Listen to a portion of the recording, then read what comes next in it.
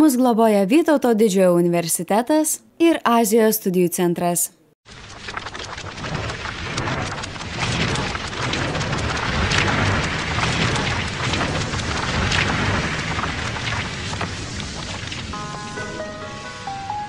Ką žinot apie Rytų Aziją? Sveiki visi, su jumis į Asia, aš Monika ir Andrius, įsijautęs į operatoriaus vaidmenį. Nežinau kaip jums, bet man laukia žiauriai šalta, turbūt buvau šiltnamio auginta. Taigi persikeliame į Vytauto didžiojo universiteto humanitarinį fakultetą. Tai yra į jo liftą. Šiandien kaip ir visuomet turime riebią Rytų Azijos dozę.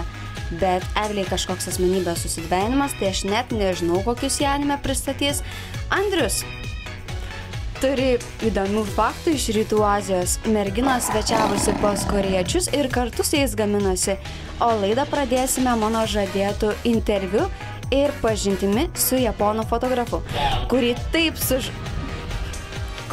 sužavėjo lietuvaičių grožis, kad jis organizavo fotosesiją čia, Kaune. Taigi patogiai įsitaisom ir važiuojam.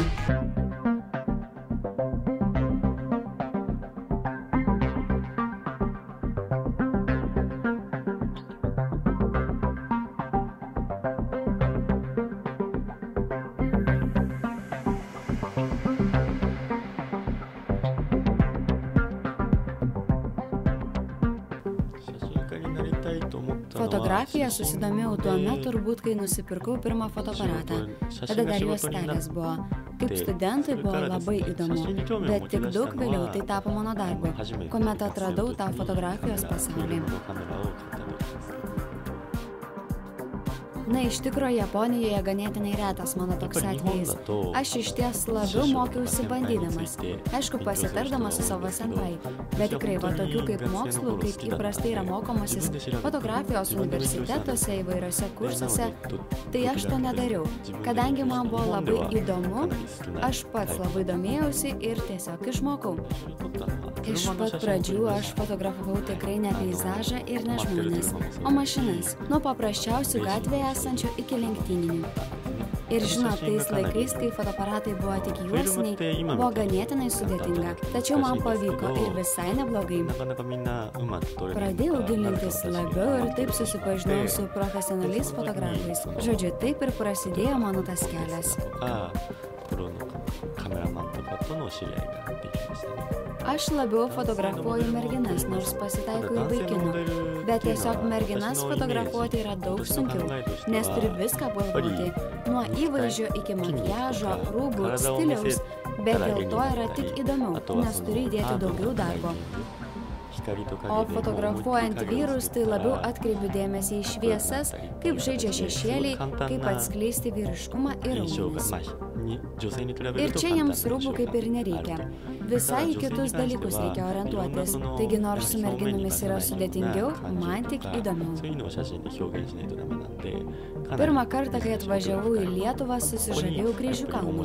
Ir pamatęs internete nuotraukas, aš pagalvojau, kad būtų be galo įdomu surengti fotosesiją būtent Lietuvoje. Kai atvykau, pamačiau, kaip čia yra gražu, kokie puikūs žmonės, su jais labai paprasta dirbti, geri modeliai. Natūralu buvo atvažiuoti antrą kartą. Modelius aš renkuosi ne taip, kad pamatau ir sakau, oi, man tas modelis gal labai gražus. Aš renkuosi labiau tarp grožio ir tokio mielumo, kad nebūtų tokia kaip vakarų pasaulyje įsivaizduojamas grožis, arba kaip Japonijoje tas kawaii stilius. Aš žiūriu taip pat, kaip atrodytų visas balansas. Kalbant apie japonų modelius, tai jie tinka tik vieninteliam stiliui, kurį aš esu numatęs. Negali staiga pakeisti, tarkim, nuo mados iki kokio gamtos natūralumo. O pavyzdžiui, Lietuvos modeliai, kaip pakeitus rūbus ir makiažą, galėjau panaudoti įvairiausiams fotosesijoms. Platus kiekvieno modelio panaudojimas. Aš irgi pritarčiau tai nuomonė, kad Lietuvos žmonės ir japonai yra panašus. Galbūt, pavyzdžiui, kiek aš matau tuos, su kuriais dirbu, tai jie labai stengiasi, apgalvoja viską iki smulkmenų, ką mėgsta daryti ir japonai darbe. Taip pat žmonių nuoširdumas abiejose šalyse panašus. Kalbant apie skirtumus, tarkim modelių, gal lietuvės turi daugiau pasitikėjimo savimi?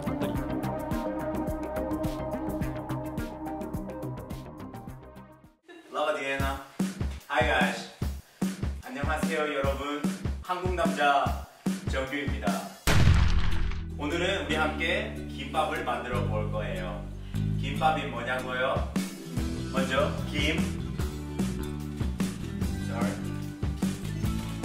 seaweed. 그리고 밥.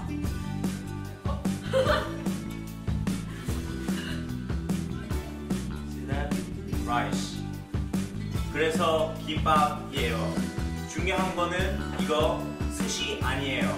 김밥이에요. 여러분 꼭 아셔야 돼요. 그러면 오늘 우리 함께 김밥을 만들어 볼까요? The cucumber is the basic one. So I cut these things into the slice and like put some salt on it. And the other basic ingredient is gonna be egg. We're gonna be fried like this, and then cut into slice, or so like cucumber. And third one is gonna be the carrot.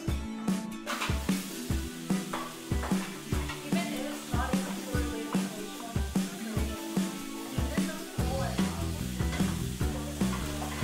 Yeah.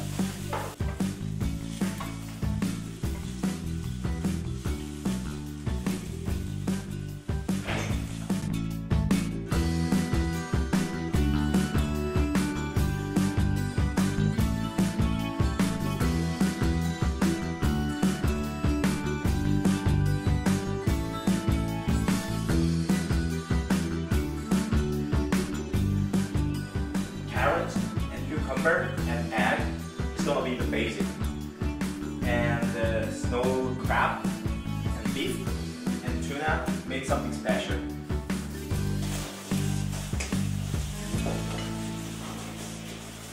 And then spread the rice in the seaweed, just 2/3 of it.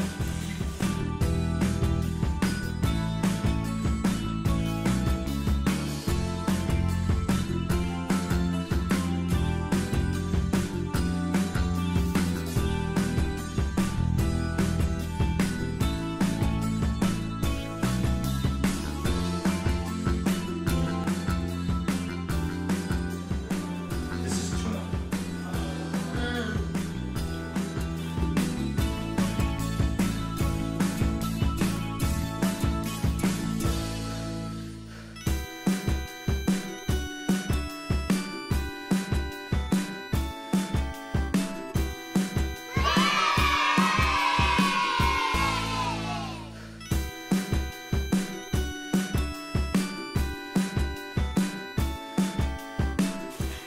Hi, I hope you guys enjoyed this video, and you can try to make this kimbap by yourself in your house.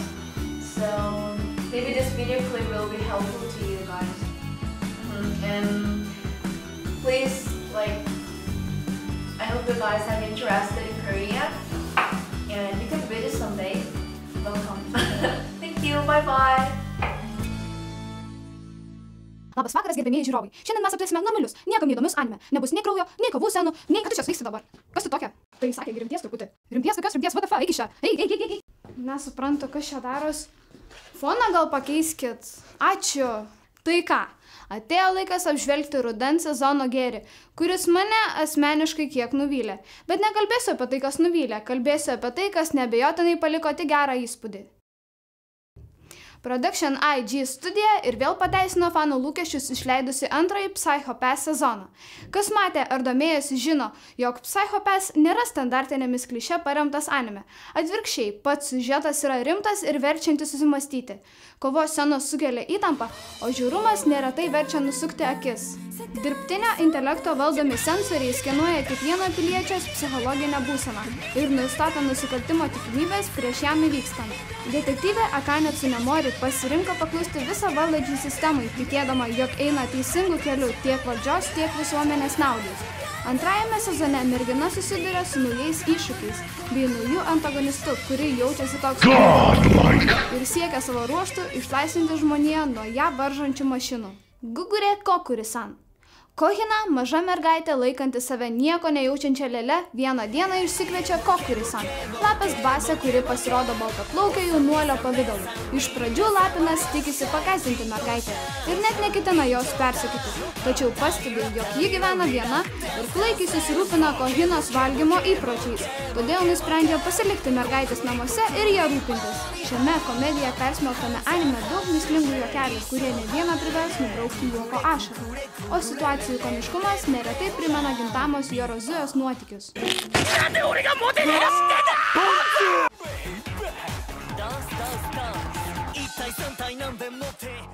Visiems puikiai žinoma Fate Stay Night saga sugrįžta praplėsdama 2010 metais išėjusio Fate Stay Night Unlimited Blade Works filmo istoriją. Į kovą iki mirties stoja 7 išrinktieji magai, išsikvietę didvyrių dvasias, kurios jums gali priminti MMO klases pagal savo naudojamus ginklus ir kovos stilių. Šio ritualo trofėjus – šventasis gralis, galintis išpildyti bet kokį nugalėtojo troškimą.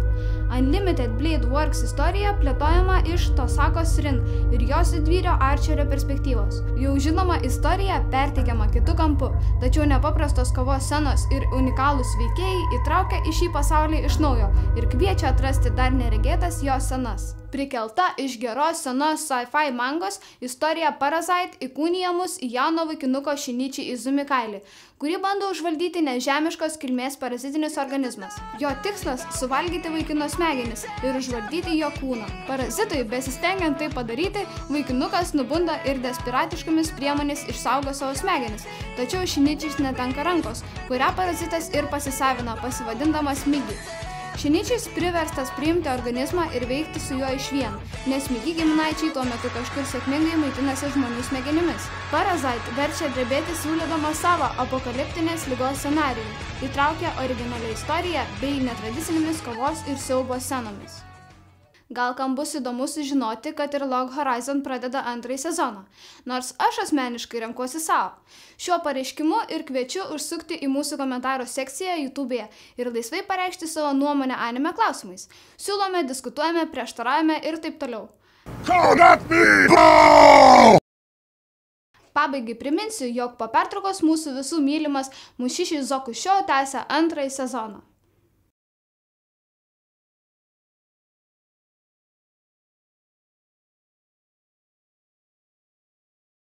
Ką žinote apie Šiaurės Korėją? Nieko.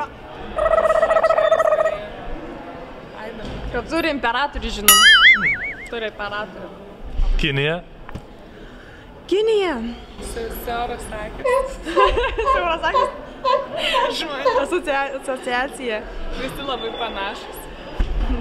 Ir galiausiai Japonija. Japonija, tai ten tie visi samurajai man.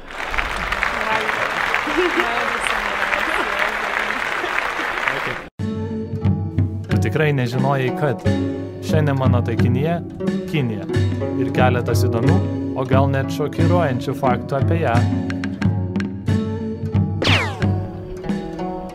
Lietuvoje karts nuo karto atsiranda naujų dangoraižių, bet tu tikrai nežinojai, kad pagal Kinijoje sukurtą planą naujas dangoraižis pastatomas per 5 dienas. Kinai taip pat turi savo Paryžių, Veneciją. Apie 19 amžiaus pabaigą su komunistų partijos pagalba stalo tenisas Kinijoje tapo mėgstamiausiu sportu. Stalo tenisas arba ping-pongas. Kur jo šaknis? Tikrai ne Kinijoje ar net Azijoje. Šis žaidimas buvo išrastas Anglijoje 19 amžiuje. Jis buvo žaidžiamas tarp aukštesnės klasės atstovų.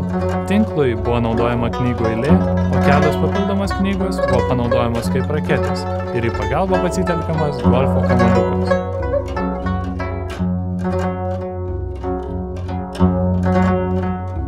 Kas yra futbolo tėvynė?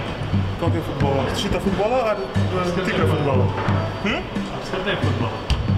Šiaip tai Anglija. O gimtinė? Gimtinė? kas ten pradėjo žaisti. Pirmas kamuolys surado, tai ir tas ir taip. Tai kad čia galėjo tai būti?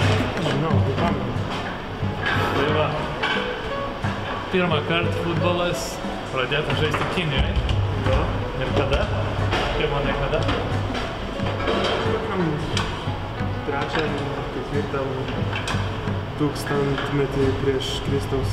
Visiškai teisingai. Antram, trečiam pusmetį prieš Kristų. Kinai pradėjo žaisti futbolą. Ir mes vėl paneigėm faktą, kad europiečiai pradėjo žaisti ir net nesunomės graikai. Ir pradžiai tai buvo žaidimas su akmenim, tiksliau didelė akmenė. Tai man atrodo buvo tikrai daugiau traumų negu dabar.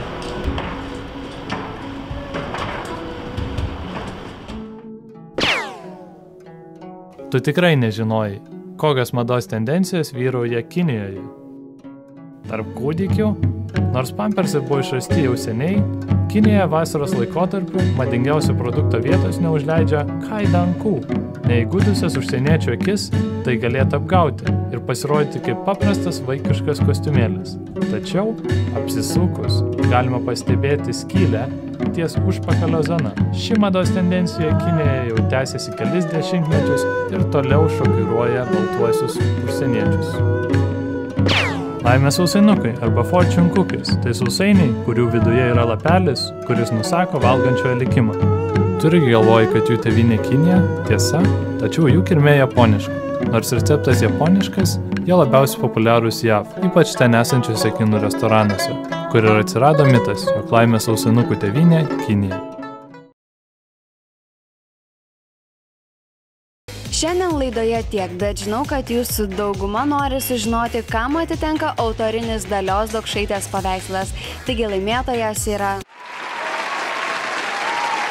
Bet mūsų prizo ruodas dar neištuštėjo, o kalėdoms pažadu ką nors ypatinga. Taigi prasideda pats gražiausias ir nekantriausias metų laikas, kai laukime sniego, kalėdų, atostogų ir be abejonės sesijos pabaigos. Nepamirškite parašyti laiško kalėdų seneliui ir bent dabar pabūkime truputėlį geresniais nei visuomet. Nesakau ate, sakau iki. Bet nėra tų klausimų, reikia. Aš Agnė ir čia žaismo diena. Turime ir... To išsiskečia ten ir ginklai pasidaro kažkokie, tie parazitai žudo žmonės šiaip baisų. Geras iš tikrųjų. Galiu suvalgyti, aš įsidavau. Arėt. Man užknis kylant į akmenis.